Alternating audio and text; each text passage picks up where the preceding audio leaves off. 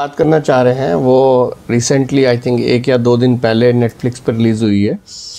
ये हिंदी में भी डब्ड है और इस मूवी का नाम है द इनविजिबल मैन। ऐसा नहीं है कि इस सब्जेक्ट पे ये पहली मूवी है, इस सब्जेक्ट पे पहले भी काफ़ी मूवी बनी है। आई थिंक 1897 में H.G. वेल्स ने एक नावल लिखा था इनविजिबल मैन के बारे में, और उसके ऊपर 1933 में पहली मूवी बनी थी द इनविजिबल मैन। फिर उसके ऊपर पूरी सीरीज बनी, Invisible Man Returns, Invisible Woman, Invisible Agent, Invisible Man Revenge, and there was one more movie. और इस सब्जेक्ट पे ये मूवी दोबारा बनी है। और एक डिफरेंस है, जो लास्ट की मूवी थी या जिस सब्जेक्ट पे नॉवल लिखा गया था उसमें एक साइंटिस्ट होता है जिसको एक फार्मूला मिल जाता है और जिससे वो इनविजिबल हो जाता है, और वो उस फार्मूले को लेके इनविजिबल होके उसको मिसयूज़ करता है, काफ़ी वायलेंट हो जाता है, और कैसे उसका जो मेंटोर है पुलिस के साथ मिलके प्लान बनाता है कि उसको कैसे पकड़ा जाए। इसके अंदर थोड़ा सा ट्विस्ट लिया गया है। इसमें जो साइंटिस्ट है जिसको ये टेक्निक मिलती है, he is a very big scientist of I think optics, and उसको वो एक कवर तैयार कर लेता है और उस कवर को डालने के बाद वो इनविजिबल हो जाता है।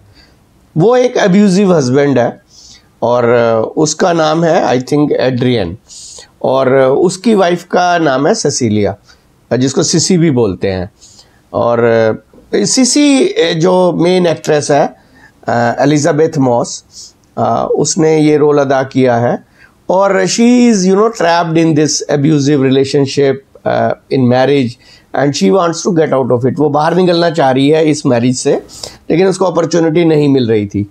तो एक रात को उसको अपॉर्चुनिटी मिल जाती है, वो शायद नींद की गोलियां देकर उसको सुलाती है और वो अपनी सिस्टर की हेल्प से वहाँ भाग पड़ती है। हालांकि उसका हस्बैंड भी वहाँ पहुँच जाता है और गाड़ी को वो पकड़ने की कोशिश करता है, गाड़ी का शीशा भी तोड़ देता है, लेकिन समहाउ वो लोग वहाँ से भाग जाते हैं।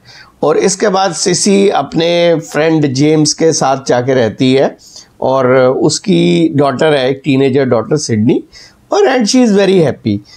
तो कुछ दिनों के बाद उसकी जो सिस्टर है एमिली, वो उसको मिलने आती है, और सिसी उसको बोलती है कि नहीं आपको यहाँ आना नहीं चाहिए था, जो मेरा हस्बैंड है एड्रियन वो फॉलो कर लेगा और उसको पता चल जाएगा मैं कहाँ हूँ। बट उसकी सिस्टर एमिली उसको बताती है कि नहीं ऐसा कुछ नहीं है, और उसने सुसाइड कर लिया है।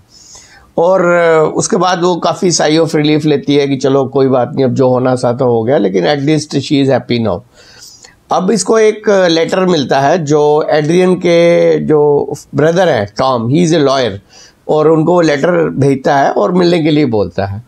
वहाँ पहुंचकर सिसी और उसकी सिस्टर एमिली को वो टॉम जो एड्रियन का ब्रदर है वो ये बताता है कि उसने ऐसे ऐसे मेरे ब्रदर ने सुसाइड कर लिया है, और मैंने खुद उसकी डेड बॉडी देखी है, और ये जो सामने एशेस पड़ी हैं वो मेरे ब्रदर की डेड बॉडी की ही है। और अब क्योंकि since you are the only person, even I am also there, but मेरे ब्रदर ने एक $5 मिलियन आपके नाम कर दिए हैं, और हर महीने $100,000 आपको मिलते रहेंगे।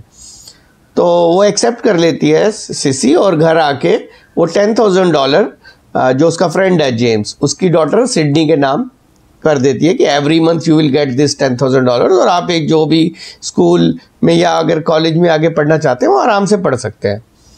बट इसी बीच सिसी को ये एहसास होता है थोड़े दिनों में, 1-2 दिनों में, कि कोई ना कोई उनके रूम में आया हुआ है और कोई उनको ऑब्जर्व कर रहा है।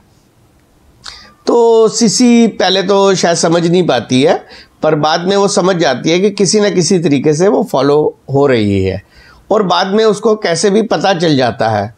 और ये बात वो अपने फ्रेंड जेम्स को भी बताने की कोशिश करती है, पर जेम्स उस पर विश्वास नहीं करता।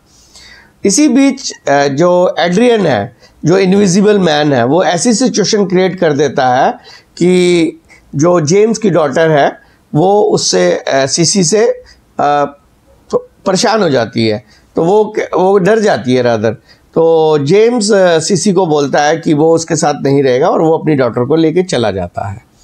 और इसी बीच एक मेल जाती है एमिली के पास जिसमें काफ़ी एब्यूजिव लैंग्वेज लिखी गई होती है, और ये this mail is suppose to go from CC account. और सीसी मिलने जाती है अपनी सिस्टर को, तो उसकी सिस्टर उसको घर से निकाल देती है, कहती है कि आप तो मेरे से बात ही नहीं करना चाहते हो, आपको तो लगता है कि मैं पैसे के लिए आपके साथ कर रही थी सब कुछ। तो वो वापस आ जाती है। इसी बीच जो सीसी है वो कुछ करके वो उसके अपने हस्बैंड के घर में पहुंचती है, और वहाँ पहुँच के उसको ये पता चल जाता है कि कैसे मेरे हस्बैंड ने सूट को इन्वेंट किया है।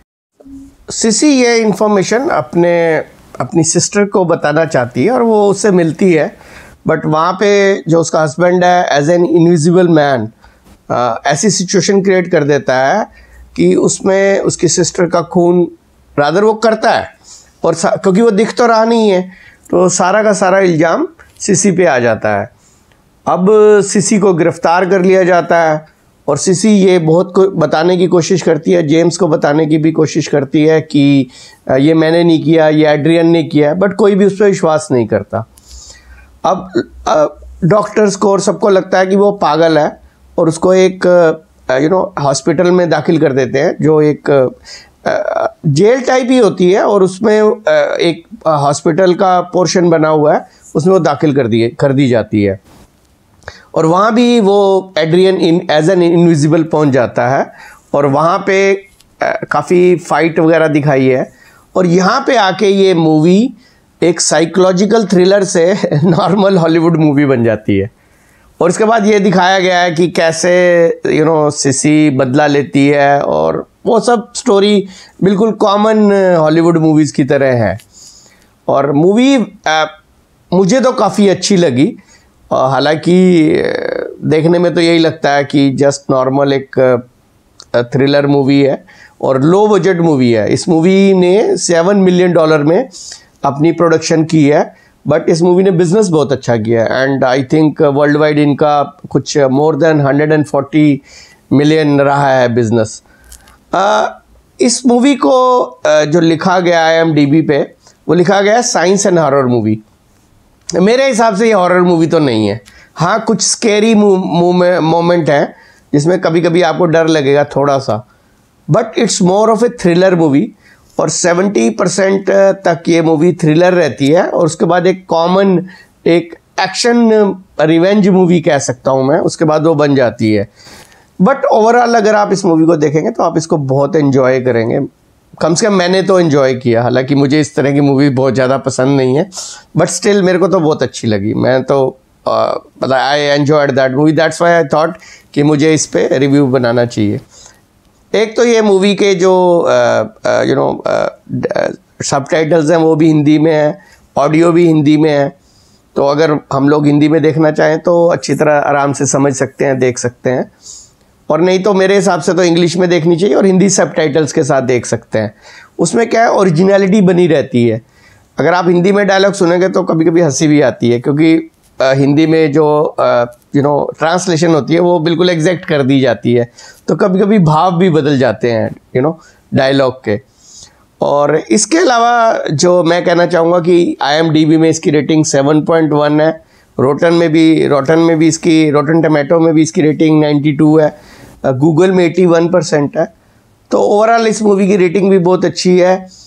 नेटफ्लिक्स पे ये अभी अभी रिलीज़ हुई है, तो आप लोग देख सकते हैं, मैं तो सजेस्ट करूँगा। बाकी तो आपके टेस्ट पे भी डिपेंड करता है।